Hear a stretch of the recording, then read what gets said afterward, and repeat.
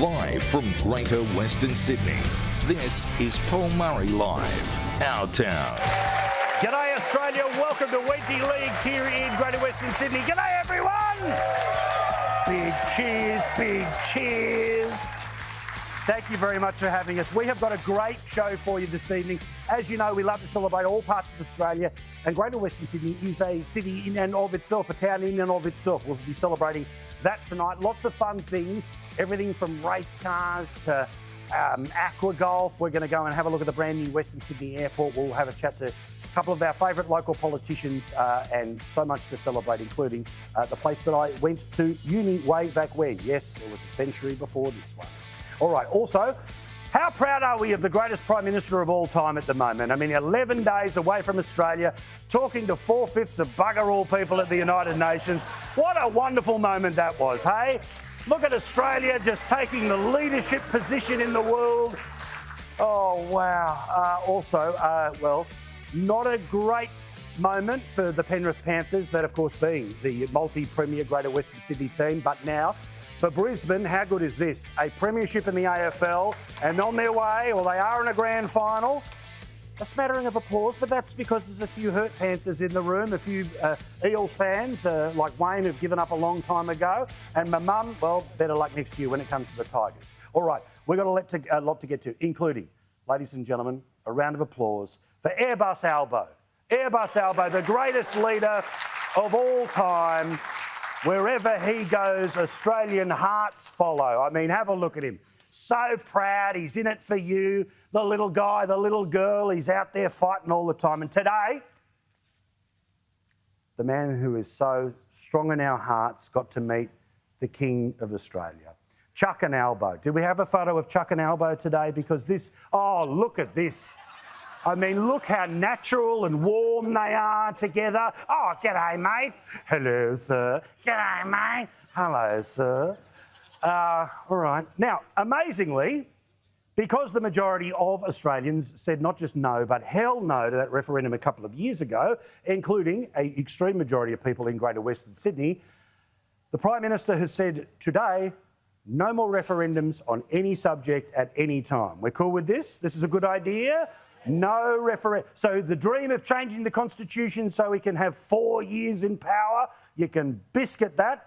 And that also means as long as he is Prime Minister, and as we know that will be the next 200 to 300 years, that means there will be no vote on Australia becoming a republic. Slightly awkward for the hardcore lefty from the inner west, but also the head of the Labor Party, whose official position is to do everything they can to bring about the republic. Remember when, in his first term in government, Albanese actually had a minister for the Republic. 8 hours a day, 5 days a week for something that now is not happening. Easiest job in government, right? Well, here he is, the Prime Minister in the UK. No, and I think I've made it clear that I wanted to hold one referendum while I was Prime Minister, and we did that. I love the car salesman vibe that he gives. I love the sort of Parramatta Road shyster with a little smile there. That's all right, less for cash, less for cash. So no, that's not going to be taking place. However, did you also see this moment? Again, this made me feel proud. Proud as an Australian, proud as a cashed up bogan, that when our Prime Minister met the Prime Minister of the United Kingdom, they had, you know, all the formal photos and the rest of it. Oh, hello. Oh, g'day, mate. How are you? How good's this? I mean, look at all this strength. I mean, this is the world leadership you want, right? I thought that would be the case. But what about when the Prime Minister turned up and went full Barry McKenzie, where he brought cans of beer with his own face on it to drinks at number 10? Now, this is piss week, right? Like this, honestly. If Scott Morrison had turned up, can you imagine they would be launching 4 special episodes of the Canberra Bubble on 4 corners, the outrage on Channel 9 News, and also the idea, as best as I know, that beer's not for sale in the UK. So what sort of tool brings a picture of themselves from the inner west of Sydney via New York, via the Pacific Islands? And anyway, that's what took place. Now, something that is a little weird and is worth some commenting here, that as, of course, the Prime Minister is representing Australia, and normally on international matters, you don't really do much of the politics, right? Well, he decided, in amongst all of the things that have taken place, including just the show-stopping performance at the United Nations, he got together with the Prime Minister of Canada and the Prime Minister of the United Kingdom to basically form sort of an alliance of lefty politicians who believe that the greatest threat towards all of our democracies are politicians like Donald Trump and Nigel Farage. This, in part, is what they had to say, and imagine the type of politicians they are going after. And of course, that means anyone who doesn't believe what they believe, or further to the left, is part of the populist problem. Roll the tape. Well, I don't want to see the rise of populist organisations such as that. I met with the mainstream opposition party here, and you know, I'm involved in, you know, parties of governance have to come up with solutions, not seek to divide people. So apart from anything else, institutional power must remain. No one wants to question the system. Does anyone joining us here for this program tonight in Greater Western Sydney, would you like to question the system a little more? Would you like to upend the people that are currently in power? Would you like to give the biscuit to some of these people? I would think so. But interestingly, the Prime Minister is, as always, each way elbow. And despite the fact that he would like to talk down populist movements that are talking about migration, and remember, as we've talked about on this show, the way to talk about that is simply about the sheer numbers of people being added to the numbers of people. It's not about cultures, it's not about colours, it's not about religions. It is simply about the sheer amount of people that are being added to things. And in Western Sydney, many of the local mayors say, come on, like most of this ends up in our areas. So here is the Prime Minister trying to take out a little bit of each way elbow on the subject of migration, which of course has hit record highs under his watch. People's concerns are always have to be considered and respected. You've got to go to where people are and the way that they are thinking. You can't just dismiss that. You have to respond to that and indeed try to anticipate that in some ways. Greater Western Sydney, is the Prime Minister listening to your concerns when it comes to migration? I thought that might be the case. All right, but no, he's here. He's here to help. All right. Now, also, he gave an interview to Troy Bramston, my friend, and he talked about getting ready for the Labor Party to rule for a very long period of time. Put simply, he considers himself to be in the position that John Howard was in the late 90s and early 2000s, which is no matter what happens in the middle of the term, they'll always be able to find a way out and continue going on and on again. This is a bloke who obviously thinks he's going to be around for quite some time, not to mention the people that will come behind him. Quote, "The first term was not just defined by what we did, but how we did it." Yes, I agree, Prime Minister. Term one was turning the corner from an inflationary environment in order to lift living standards. Yeah. In a sentence, what we needed to do was create those preconditions. Term two is about building on that agenda further and setting Australia up for decades ahead. Who's ready for decades of elbow-style leadership in Australia? I thought that might be the case. And just again, to win even more people over here. As you know, Australia's trying to go for a spot in the UN Security Council. Now, it won't be in the next couple of weeks. It's going to be something that we have to build up over until the year 2029 and 2030. And remember, even if we get there, you can be immediately overruled by the permanent members of the Security Council, among them China, Russia, United States, France, who could simply turn around and say, bang, don't agree with your idea here. Well, guess what is going to happen if Australia wants to take its place at a table where it can be overruled by a bigger boy or girl or person of their own choice at another table? Well, according to an academic here, the last time we did this was back when Julie Bishop and Malcolm Turnbull were running the show. Again, brilliant. Here, now previously, that had cost us the best part of $25 million. Why? Because we have to go off and buy off as many little votes as possible. It's like bidding for an Olympics. Well, Donald Rothwell from the ANU says, among other things here, that it will cost more than $24 million, most definitely. It's a huge diplomatic effort out of Canberra and New York and for our missions around the world. I'll put another number on this one from The Australian.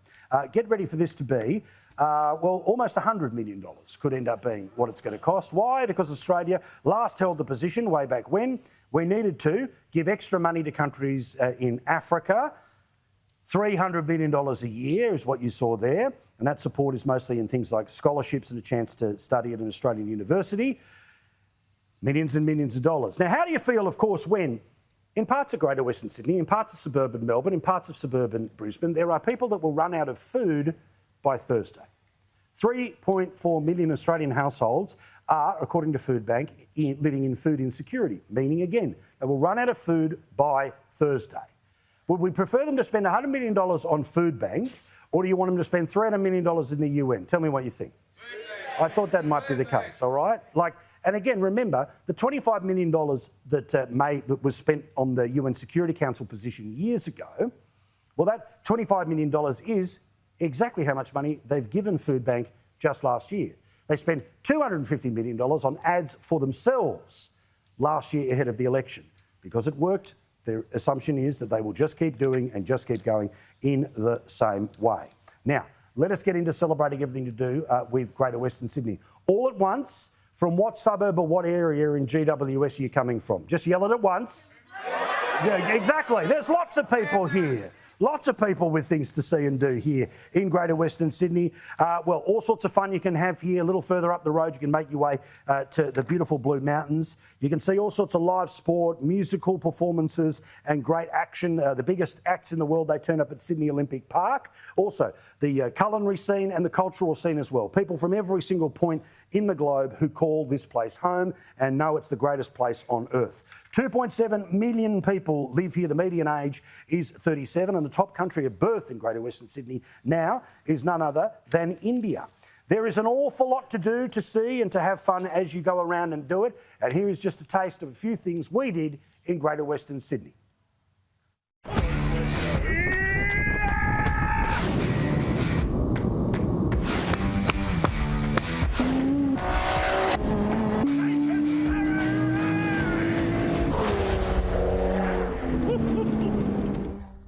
If you thought Harry's Cafe de Wheels was just something they have in Woolloomooloo and they have since the 40s, no, it's also here in Western Sydney. It's the starting point of what is going to be a great day. How many things can you do in one day? Well, firstly, you can have a hot dog, but officially, let's go skydiving inside.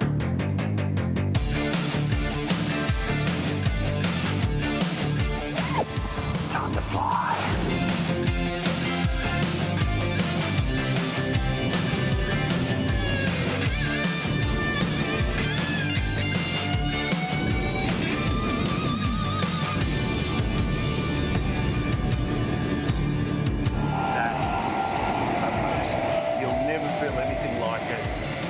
Once in a lifetime stuff. I think you can do as many times as you want.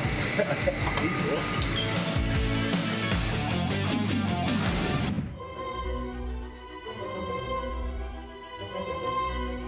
Number two, if you thought that Eastern Creek was the only place that you could race a car in Sydney, you are wrong.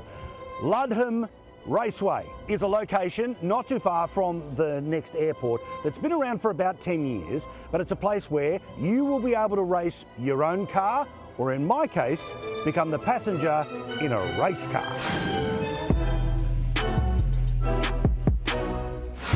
The man who is going to take us around this track is none other than Harry. Harry, tell us about this lovely business that you've put in place and the experience we're about to have. I'm very excited for the experience. We're an advanced driver training business specialising in that, but we've also got the Lotus, which we lease out and we do these really cool experiences in. The track itself is awesome, you know. There's a lot of technical corners to it, late apexes, there's blind corners, this undulating up over the back there. I trust this man.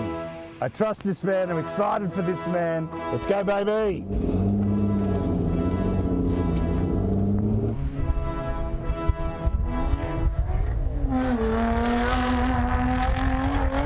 Oh, fabulous! Have a look at Harry. This is why he loves to ride. How good is it? You've got to do this. Number three for today, it is time to play some golf, but not just golf driving range. Let us do aqua golf at Panthers.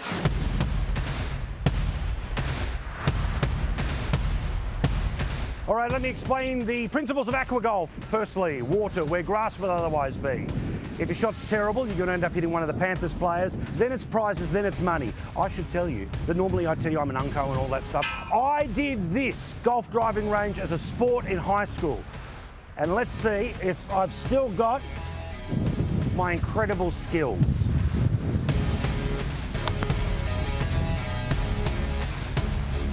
I don't know where that went.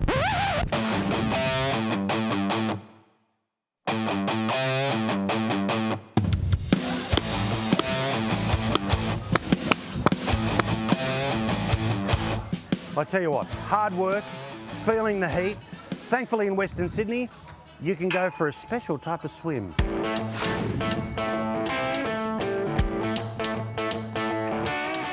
Number 4, it is a must-see and visit destination every single summer in Western Sydney. It is Raging Waters, the biggest water park in New South Wales, one of the biggest in the country.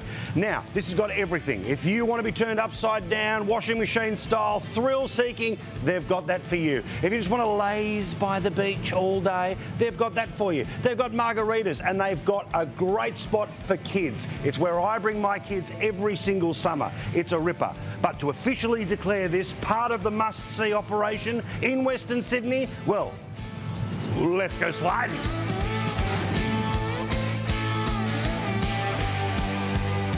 First stop in our aquatic adventure, the curler. Oh no, what is this? This is just a giant toilet.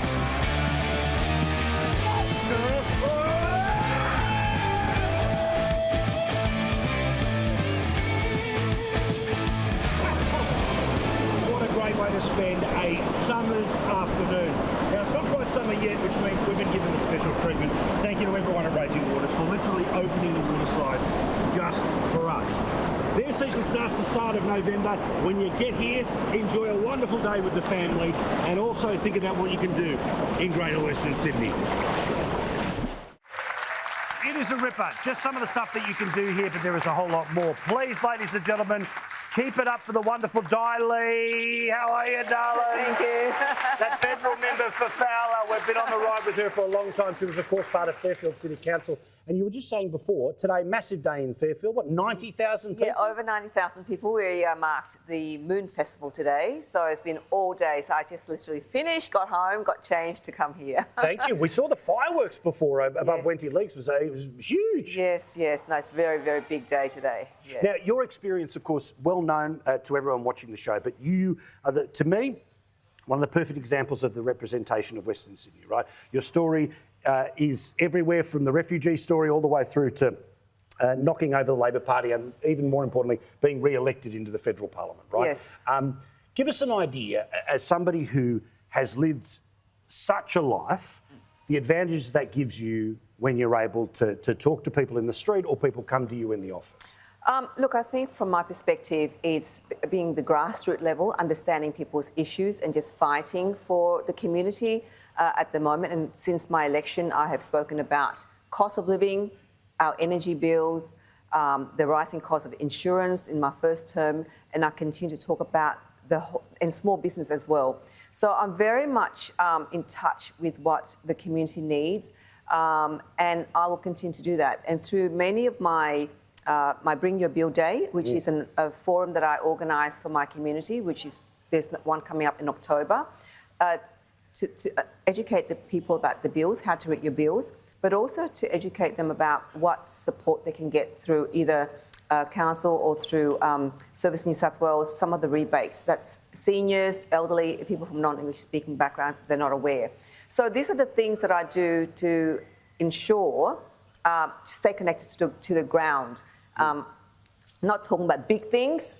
I know big things are important, but what's important is the focus on Fowler and the community and working with the local government, with the Mayor, Frank Carboni, ensuring that we deliver for our community at a local level.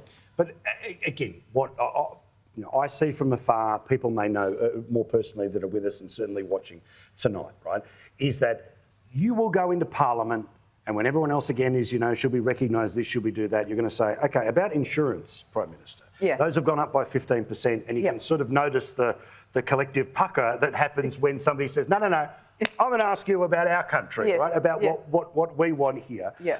Now, also, for the story of Greater Western Sydney, there's the nightly news, there's times when, say, again, like any of the places that we visit, when sometimes it's a bad news story and that's the only time the cameras are going to turn up. But the multifaceted businesses and cultures, but that business and that small business is really driving in this area, isn't it? Oh, absolutely. Small business is the backbone of our economy. It is the engine, not just for Fowler, but I believe across the country. And I think that the current government, last term and this term, I think they have failed to really address support initiatives to ensure that small businesses can survive. In Fowler, businesses such as restaurants rely on gas, for instance, to cook their dishes and meals. If people have been to our area, they would have experienced all of those variety of restaurants. And all the small businesses rely very much on, but they can't because they are still paying energy bills 3 times the cost currently. I know one small business about 12 months ago was paying about $7,000. Now it's about $13,000, $14,000, $19,000. So it's a real big chunk in their already tight budget with everything's going up, ingredients have gone up, the supply chain has gone up, everything's gone up for small business. So I think that it's so important that the government of the day need to really think about what support and initiatives they can help, tax breaks to help small businesses in order for them to really survive in this very, very difficult and challenging economic climate. Well, said it before, say it again. I love you, Di Lee. You're the best. Thank you, darling. Thank you She so is much. awesome. Di Lee, a passionate representative here of the people of Greater Western Sydney. More in a sec here as we're live from Wenty Lee's. A couple of very special guests and some members of the AFLW team.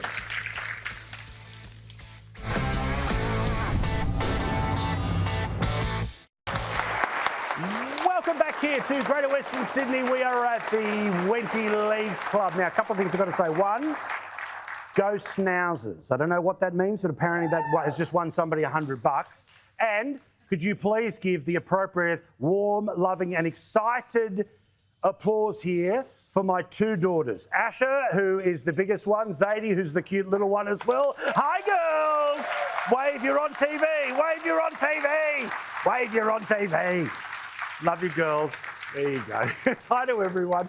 All right, now, we might have a chat a little bit later in the show, but in the meantime, plenty to talk about, including our dear friends from Harvey Norman and their Delicious Awards, which happen each and every year. A wonderful celebration of great local produce. In 2025, the delicious Harvey Norman Produce Awards is making a major milestone. 20 years of championing the people behind Australia's best produce. From land to sea, from paddock to plate, they've proudly spent the past 2 decades unearthing the nation's finest ingredients and the passionate producers who make it happen every day. We're celebrating the best food that people produce, whether it's fish or meat or vegetables, poultry, and some people just do it better than others. And they grow oysters, and they grow oysters. They're nice oysters. They're not an ordinary oyster. Or they do pork, and they do a particular Berkshire pork, for instance, and it just tastes a little bit better. One of the country's most respected names in the culinary world is chef and restaurateur, the great Matt Moran. He's been a loud and proud judge of these awards since they kicked off 20 years ago. What the Harvey Norman Produce Awards do for producers, it puts them on the map. It lets them shine. It lets them see their incredible produce in the most amazing restaurants in Australia. And, it makes the world go around when it comes to great food. These awards are so important. They're so important not just for the producers, but also for chefs, restaurateurs, and the consumers. I've always said one thing, that if it wasn't for the amazing producers in Australia, I wouldn't be the chef, I wouldn't be the restaurateur that I am today. What's so special about these awards is that they focus not just on the product, but also on the careful way the product is made. In a time where there is high consumer demand for sustainable operations, one of this year's nominees is doing just that. the wonderful Kate and Ian Field produced the renowned Tongola goat cheese on their 108-acre climate-positive property called Leap Farm. If we wanted to make cheese, we had to have the best milk. If we wanted the best milk, we had to have a healthy, happy herd of goats to provide that milk, and that meant we had to have a really healthy landscape upon which they foraged. Everything we do on the farm, we relate back to ecological theory. We invest in diversity and into energy efficiency. We believe we're climate positive. We sequester 610 tonnes of carbon equivalents a year, 3 times what we actually emit. And by doing that, we could actually offset the carbon footprint of 66 average Australian homes. This initiative continues to shine a light on those nominated as the innovators, the quiet achievers, the tireless change makers who are shaping the future of Australian food, and if they're lucky enough, they take home the award too. Delicious Harvey Norman really should be congratulated for recognising food production and the fact that these producers are working in the food space, because it's a really difficult area to work in, and to recognise it is much appreciated. There are very few farmer awards. I think that any award that recognises anybody for work that they do within an industry, that sort of raises the bar. This year's From the Earth award goes to growers whose passion for flavour, beauty and diversity is every bit as vibrant as the produce we tasted on Judging Day. Living Earth Farm. Please welcome Olivier Sofo, Falani Clifford Smith to the stage. I'm very teary now. Thank you to the Harvey Norman Delicious Produce Awards and Harvey Norman for putting on these really unique awards for farmers. A lot of people they eat food, but they don't really understand what is it, where did it come from, why does this taste so much better than that? And it's educating people. If you're a producer and you're producing some amazing food, your highlight is to see it on a great restaurant. What chefs and restaurateurs do these days is they acknowledge where the product comes from. There's nothing better for a producer to see their name on a menu at Bennelong or Aria, and what the consumer then sees a brand that they can actually refer to as quality. Having recognition by the chefs in Tasmania and also the judges for the national awards is just extraordinary. It's such a humbling experience, and it helps small producers sell their product. And we need people to buy small producers' products, because without our community of supporters regularly buying our product, we wouldn't be able to farm in this way. Being a restaurateur and a chef, I need great produce, and I need to know the great producers of Australia. This is such an important part of our national food security, and also to ensure that the culture of farming remains alive in Australia. These awards don't only take into consideration the flavour of the food, but they also take into consideration how we farm. And that to us is really important. For them to say, this is really good, and put it up there on that national stage, and then for it to be tried by the national judges, it's really special. Again, thank you to the very good people of Harvey Norman. It is the reason that we are able to travel around the country. Two people who also are beneficiaries of their support is none other than Elise Parker with the AFLW Giants, and Rose Orr, who is one of the recipients of the Harvey Norman Heroes program, and she's the president of the Wallandilly Junior Footy Club. G'day, guys. Hello. How are you? Lovely to see you first. Now, Elise, unbelievable. In your very first game, playing with AFLW, you immediately get recognised as a rising star. That's not bad for your first effort. I did have a wonderful welcome and entry into the AFLW, and it's certainly something that I can fondly remember distinctly, which I've played 61 games now, but that first game is certainly imprinted in my mind. And we ended up losing by 2 points, but there were so many experiences from that day that felt like a win. So when you get into the rhythm of now there's more games than ever before in a season, how do you maintain your fitness and your focus of that many games at that level? Are you also sort of supplementing it with other games to keep the skills up? How do you last a full season?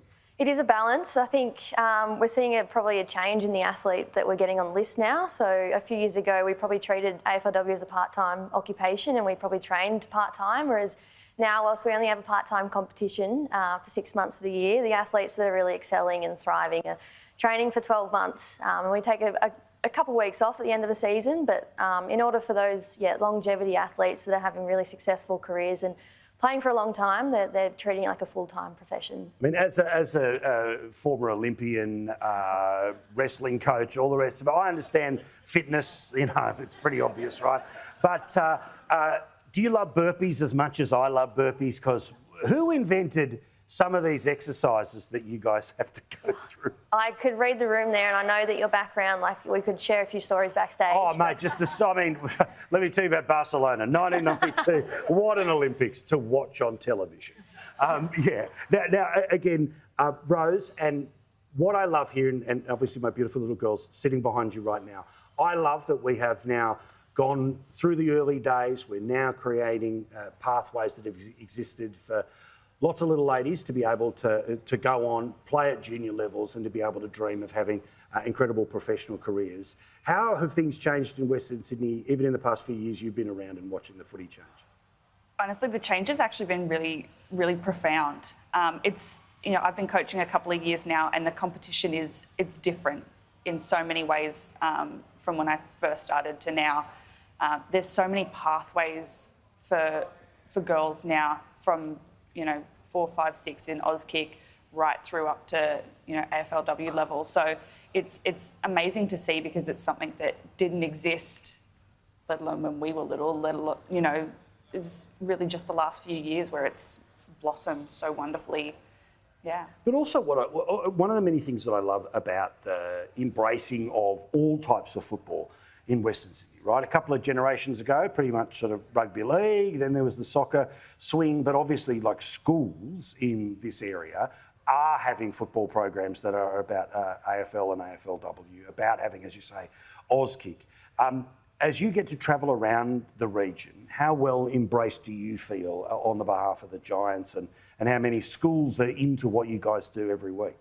Yeah, well, after 7 years at the club, the biggest lesson I've learned is Giants aren't just a football club, they're a brand, and the work they do in Western Sydney in particular, but Sydney, New South Wales, and myself coming from rural New South Wales down near Albury and Wagga and passionate about the academy and the grassroots and where we all come from, I've seen that this club, the work they do, the final product is the academy players we have on our list, but the actual reward from more players playing at school, more students learning the game, more people feeling supported and involved with the football club in the Giants. So our club is fantastic with the work they do from schools to communities and on game day. All right, also an opportunity to go and see things. Henson Park in a couple of weeks' time. I'll give you some more details of that just in a second. But Rose, quickly before we finish here, what's your message to, any young people in Western Sydney about why they should give your sport a crack? It's a sport for everyone. You want to turn up and give it a go, there is a team for you at your level that's going to make you feel comfortable and confident. There is a space for you to thrive. And it's honestly one of the most affordable sports as well. The AFL have been giving us $100 off every kid under the age of 13. So get in there. It's the cheapest sport you'll play and you'll have the most amount of fun. Good stuff. Give it up for you guys. Thank you very much. I really appreciate it. Lovely to meet you. All the best. Thank you very much. And again, I'll give you some details about Henson Park in a moment or two's time. Quick break. Back with more. We will have a look at the brand new Western Sydney Airport. It's on its way.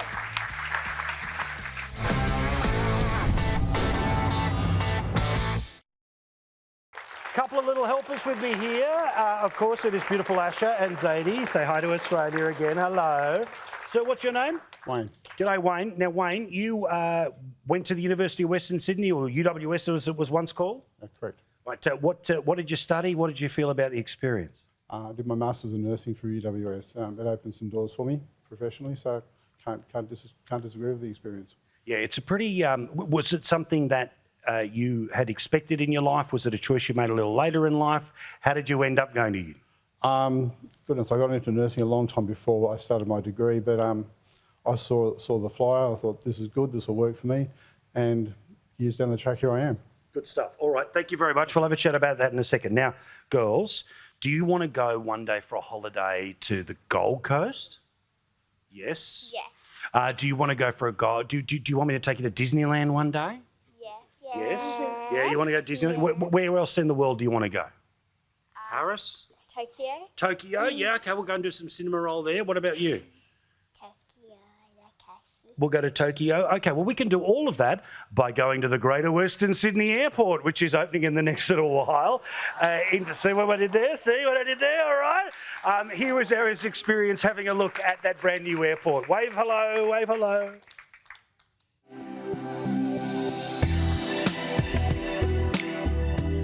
The new Western Sydney Airport. It's a year away from opening and a year away from being able to take 10 million passengers annually.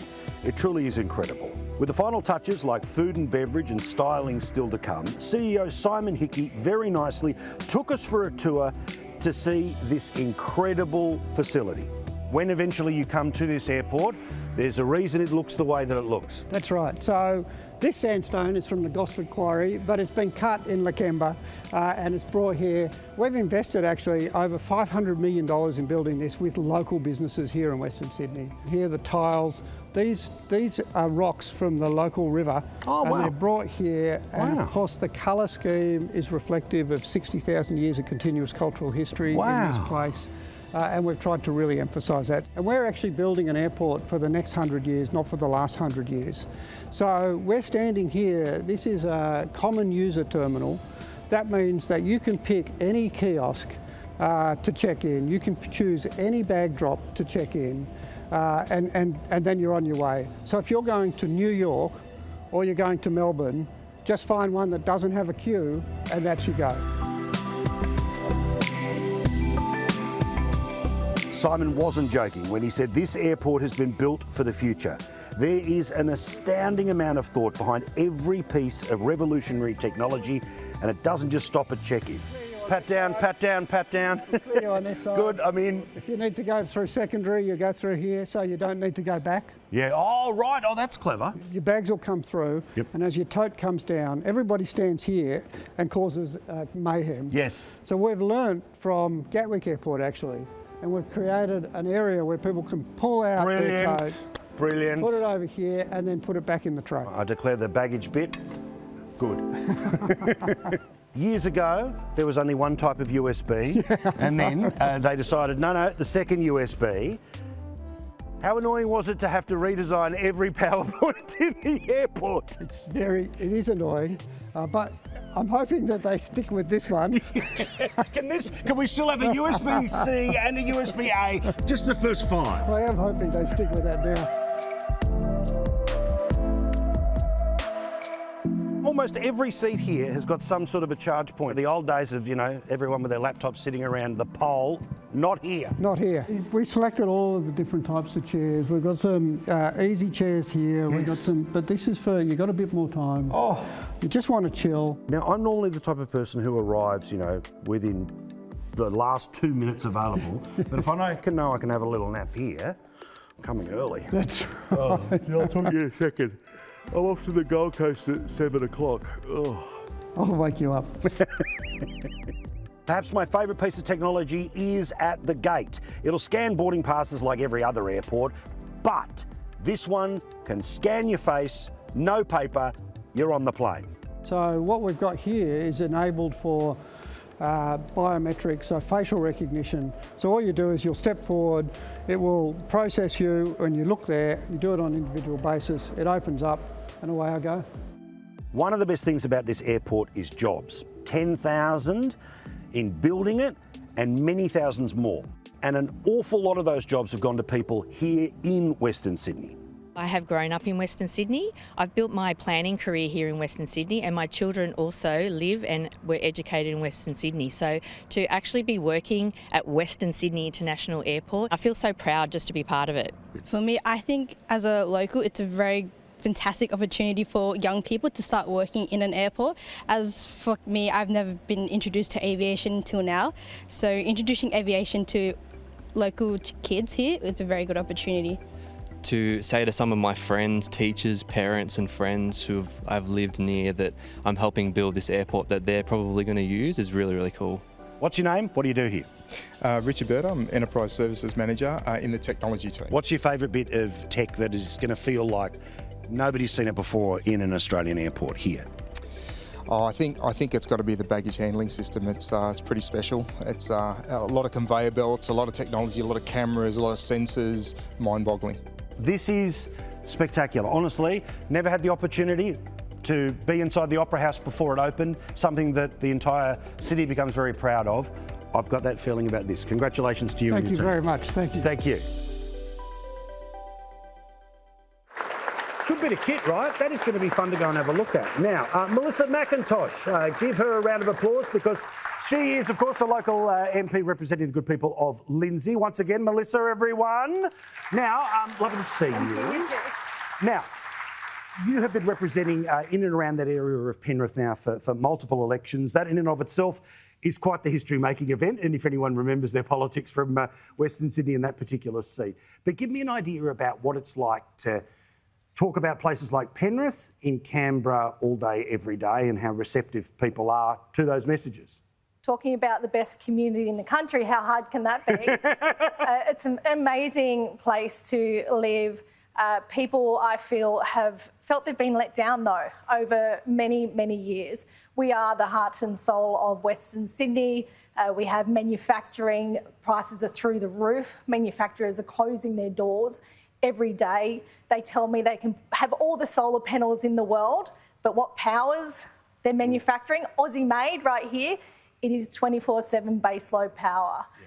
And we have kids that are so aspirational. You went to Western Sydney Uni, I went to Western Sydney Uni. Look at us, we're doing okay. Doing all right. I want kids in Western Sydney to know that their dreams can come true. They can reach for the stars. Yeah. And things are changing in Western Sydney, but you've got to fight for it. That's what I do in Canberra, fight every day for our people. Because this is what I'm always fascinated about when you represent a community, and often there's sort of the political side of it, right, with a bunch of people who've never been further west than certain areas in Sydney, who think Western Sydney equals do this and they'll vote, right? But the reality is it's just as diverse as everywhere else. It's just as complicated as everywhere else. What are some of the misconceptions about how government sometimes treats Western Sydney? I think government historically would just hand out to Western Sydney and say, take it. We're doing this and you have to put up with it. We have a loud voice. We're very passionate people, but best of all, we back each other. When I say it's the best community in the country, we actually do have an extraordinary community spirit. And everyone in my patch still sort of knows each other. We have fires, we have floods, and we come out and we really support each other in times of need. But right now, I think people are fed up. They don't want to just take it. Correct. And that's my job, is to stand up for them and have a loud voice, a really strong voice. Well, speaking of loud, that jacket is amazing. Give it up for the rock and roll. I love this look right now. But it's not just the first time you've been able to know how to, capture the attention. We've got some photos that you have very kindly said we are allowed to show, right? Yeah. You used to be a cheerleader. Yes. What were you a cheerleader for? What's the best team in the country? Panthers! Just not today. The Panthers, I'm sorry about that. So look at this. Now, I was going to say, are we the bottom left, bottom right here? But what's one of the blondes there? Was this a fun time in your life? Oh, it's a great time. Middle centre at the back, right? There we go. Right there.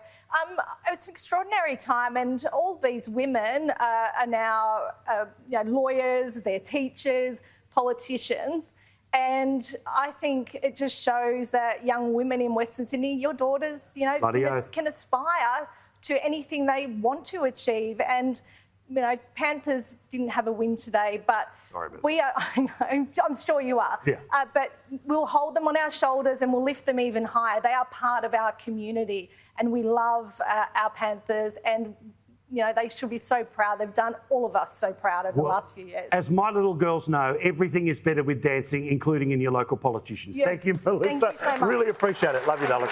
All right, Melissa McIntosh, she is also the Shadow Communications Minister as well. There's lots of policy to talk to her about in future weeks. All right, quick break. Back with more about my old alma mater of the University of Western Sydney, or Western Sydney University.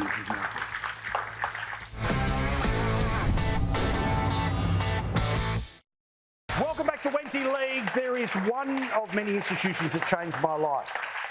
I knew it as the University of Western Sydney. It is now known as Western Sydney University.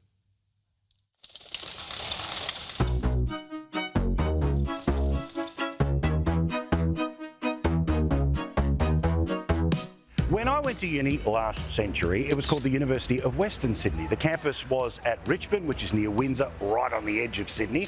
A couple of years later, it is now Western Sydney University. Tens of thousands of students call it home, but it's still changing lives, like it did for me.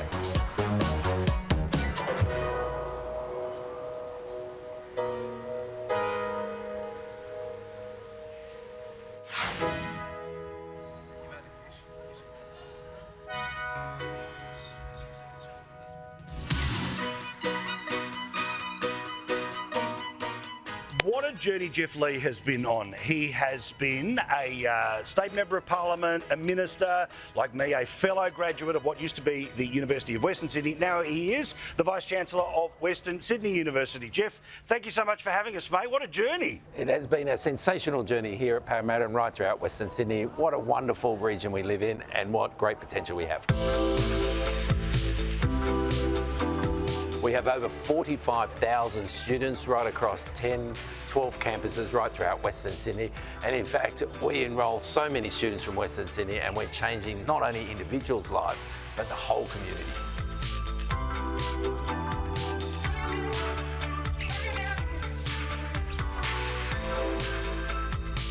Well, this is one heck of a classroom. Yeah, this is our financial training lab. It gives us the opportunity of world-class training for our students. You know, it's really important that they're up to the latest financial literacy, up to how they can trade online. So we're very proud of our facilities here in Parramatta and right across Western Sydney. It's fantastic. Have a look at this for a classroom, seriously. It provides so many opportunities, and just like you, most people are really impressed when they come in here because it gives you that ability to have real-time feed in there and trade live.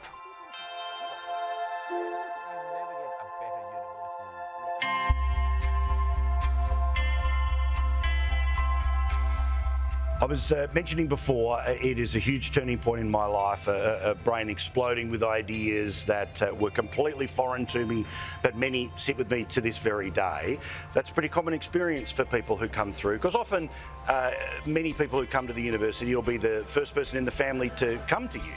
Absolutely, and we're proud that 65% of our students are first in family to come to university. And we know that education is a true enabler of social mobility. In other words, not just the individual gets those skills to get a great job at the end of the day and get those great talents and to demonstrate it, but the whole family and our whole community benefits. In Western Sydney, the university is one of the biggest enablers of social change for the region, along with the government. It employs lots of people. We have 45,000 students. They probably affect 450,000 people right throughout the region. Shout out to all of my fellow alumni, many of whom are still very good friends. All right, that's our show from Wenty Leagues tonight. Thank you, everyone, for having us. Have a wonderful time. Keep rocking in Western Sydney. Thank you so much to the good people of Harvey Norman. We, of course, look forward to their continuing support as we go around the map when it comes to our town. Thank you so much for watching tonight. Newsnight's coming up in a moment or two's time. If you want to send me an email at any time, you know what to do, which is paul@skynews.com.au. All of the highlights of tonight, if you want to send them around, will be up very shortly at skynews.com.au. Now, the next location, I've got to keep it a little bit of a secret, but this one we're going to get very close to Albo's house. Do you think we should? Do you reckon he'll say hi if I pop in? Let's just see. There's no security guards at the lodge, are there? Anyway, we'll do all of that in the next month or so. In the meantime, we'll see you again for more Paul Murray Live tomorrow night. Back in the Man Cave. Here's Newsnight. Bye.